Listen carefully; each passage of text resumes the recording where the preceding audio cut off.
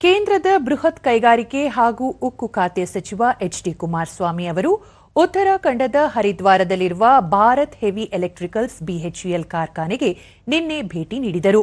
ಈ ವೇಳೆ ಸಚಿವರು ಪ್ರಮುಖ ಮೂಲಸೌಕರ್ಯ ಯೋಜನೆಗಳನ್ನು ಲೋಕಾರ್ಪಣೆ ಹಾಗೂ ಹರಿದ್ವಾರ ಕಾರ್ಖಾನೆಯಲ್ಲಿ 5 ಮೆಗಾವ್ಯಾಟ್ ಸಾಮರ್ಥ್ಯದ ಸೌರ ವಿದ್ಯುತ್ ಸ್ಥಾವರವನ್ನು ರಾಷ್ಟ್ರಕ್ಕೆ ಸಮರ್ಪಿಸಿದರು. ಬಳಿಕ ಸಚಿವ ಎಚ್.ಡಿ. ಕುಮಾರಸ್ವಾಮಿ ಬಿಎಚ್ಇಎಲ್ನಂತಹ ಸಂಸ್ಥೆಗಳು ಕೇವಲ ಉತ್ಪಾದನಾ ಘಟಕಗಳು ಅಷ್ಟೇ ಅಲ್ಲ, ಅವು ರಾಷ್ಟ್ರೀಯ ಸಾಮರ್ಥ್ಯದ ಕಣಜಗಳಾಗಿವೆ.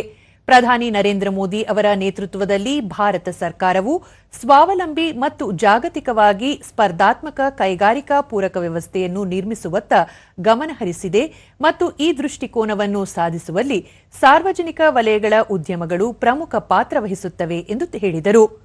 ವಿದ್ಯುತ್ ಉತ್ಪಾದನೆ, ಶುದ್ಧ ಇಂಧನ, ರಕ್ಷಣಾ ಉತ್ಪಾದನೆ ಮತ್ತು ಸುಧಾರಿತ ಭಾರೀ ಇಂಜಿನಿಯರಿಂಗ್ನಂಥ ಕ್ಷೇತ್ರಗಳಲ್ಲಿ ಭಾರತದ ಕೈಗಾರಿಕಾ ಸಾಮರ್ಥ್ಯವನ್ನು ಬಲಪಡಿಸುವಲ್ಲಿ Bharat heavy electricals limited BHEL ವಹಿಸಿರುವ ಪ್ರಮುಖ ಪಾತ್ರವನ್ನು ಶ್ಲಾಘಿಸಿದರು.